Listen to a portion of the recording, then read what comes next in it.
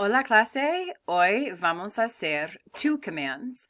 So we're going to be working with informal affirmative two commands. Our next lesson is going to be dealing with negative commands, which are a little bit different, but thankfully today the lesson will be pretty simple. So if you guys have your cheat sheet out and available to you, it'll make it a lot easier when you go to do your quiz on Connect. Vamos a comenzar. So with two commands, one of the easy things is you guys have a small grid on your paper. Just to give you an example, I have tres verbos. I have one in an AR ending, an ER ending, and an IR ending. And when you go to do two commands, all you need to do is put it in the third person singular, so the él, ella, usted form. So manejar would become maneja, comer, come, conducir, conduce. So a lot of these times, these commands you would hear within your own home that you would say to a friend, por ejemplo, come, eat. My Spanish señora would say this to me all the time. Come más, eat more. Just as a simple command. Conduce cuidadosamente, drive carefully. Entonces, they're just simple things that you can give directions to people or statements. So to form regular affirmative to commands, simply use the usted, el, ella form of the present tense. So like I mentioned before. So just a reminder, I have an AR verb here for you. Tomar is in the infinitive. Anytime you're going to conjugate any verb, you need to get the stem. So most of the times you have to drop the AR. So for this instance, tomar would become tom. And then you add to get the two commands. So don't let it confuse you that it's saying the to command and make you put it in the second person. You need to put it in the third person singular. So it would become toma. Toma ocho vasos de agua. Drink 8 glasses of water. So just so you know, AR verbs, third person, I have it highlighted here for you. So for example, hablar in a to command form would be habla. Comer would be come. And vivir would be vive. Any stem changes or other irregularities in the usted, el, ella present tense forms are carried over into the to command. So for example, dormir, when you conjugate it, changes to, the O changes to UE.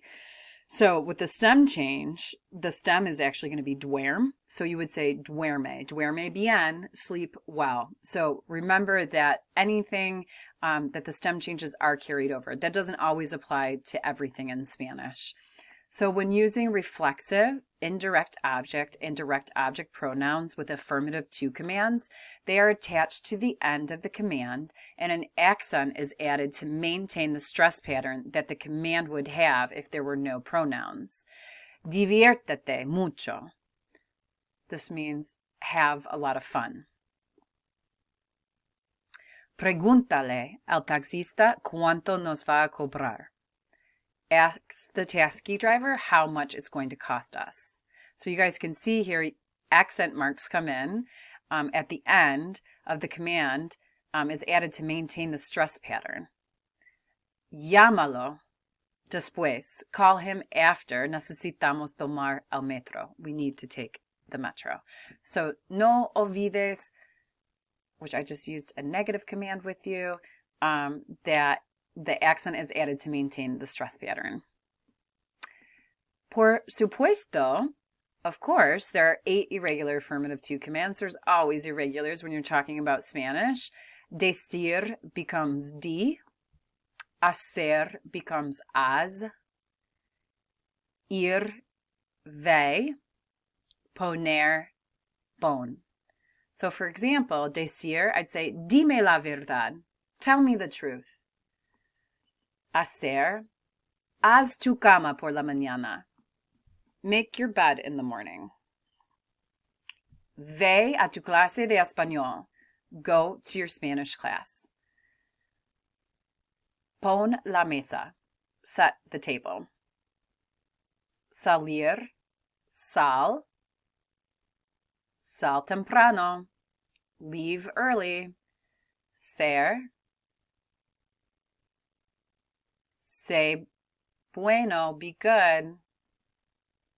Tener, Ten cuidado. This is a really common phrase used. Ten cuidado. It means be careful. Venir. Ven acá ahora. Come here now.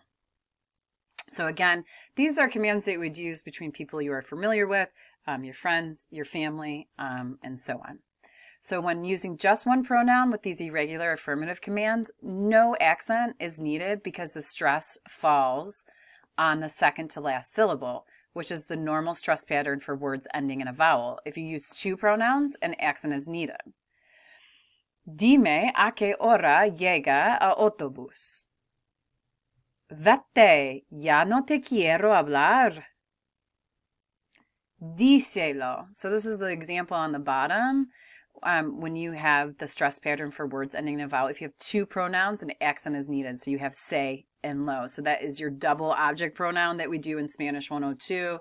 Right here, you just have your direct object, dime. But when you have both of those, tell it to him or tell it to her, then you're going to add un acento.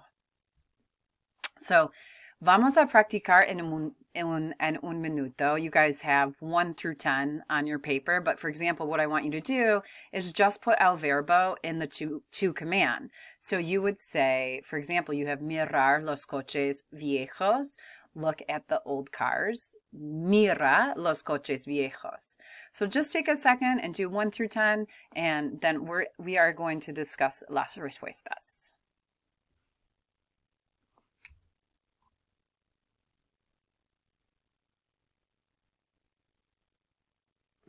Vamos. Número 1. Aprende de la historia de Fidel Castro. So learn about the history of Fidel Castro. Fidel Castro era cubano. He was a Cuban dictator.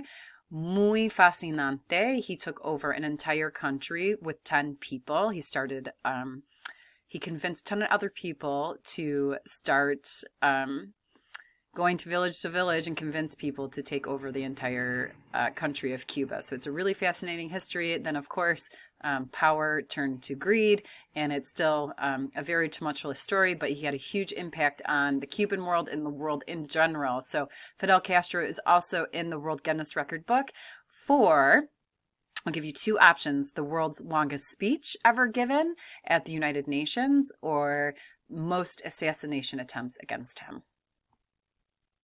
So Fidel is in the Guinness Book of World Records for the longest speech ever given at about 4.5 hours. But the longest speech that he was known to give in Cuba was 8 hours. He loved to speak. He was very good at it. It was a way he could manipulate and convince people to do things he needed them to do. Hence his ability to convince an entire nation to take over a government with him. But assassination attempts is very interesting.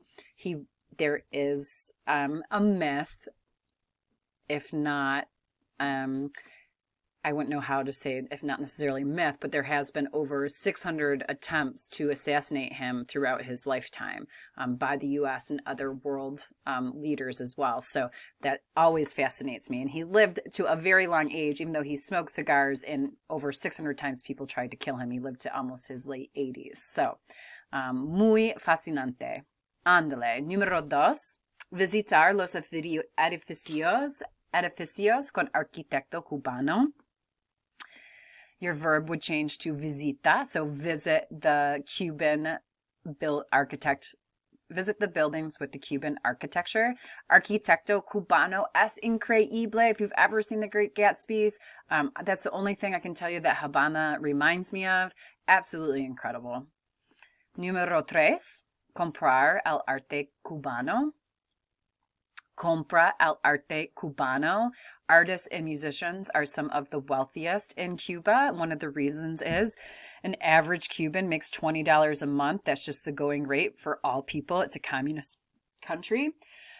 But if you make art or music, you're able to sell it to tourists. So for example, if you sell one painting worth $75, you've almost tripled the amount you would make in a month from the government. So there are tons of people striving to be musicians and artists. There is not one street corner that you go by in Habana where you do not see art and music. It's absolutely inspiring. cambiar tu dinero americano. Cambia tu dinero americano. You used to be able to use American money in Cuba, but Fidel banned it about 10 years ago. They do have two different types of currency. So one is given to tourists, the other is given to the local Cubans. And so that's how they contract where money is spent. Número 5, bailar la salsa. Baila la salsa. If you didn't know this, la salsa viene de Cuba. Salsa comes from Cuba. A lot of people think it's Mexican, but it originated in Cuba. Okay, so enough about Cuba. Oh, a little bit more about Cuba. Escuchar la reggaeton. Reggaeton es muy popular en Cuba. There's a lot of dark markets for music, underground markets, and how they get their music around. Remember, it's a communist country, so there is not free information on the internet. You could be sent to jail if you have cable in your home that is not approved, and so information is controlled by the government. So a lot of times, word of mouth, things get done on the street. So escuchar la reggaeton. Escucha la reggaeton. It looks, okay. So número 7. Hacer el ejercicio todos los días. Haz el ejercicio todos los días. Poner el maquillaje. Pon el maquillaje. 9. Ir al parque de agua con tus amigos. Ve al parque de agua con tus amigos. Número 10. Sal a un partido de lucha libre. And so that does our lesson today for affirmative commands. The next lesson will be negative commands, which gets a little bit more complicated. So enjoy this easy lesson while you have it. Que te pases bien. I hope you guys have a great day y nos vemos prontísimo. Ciao.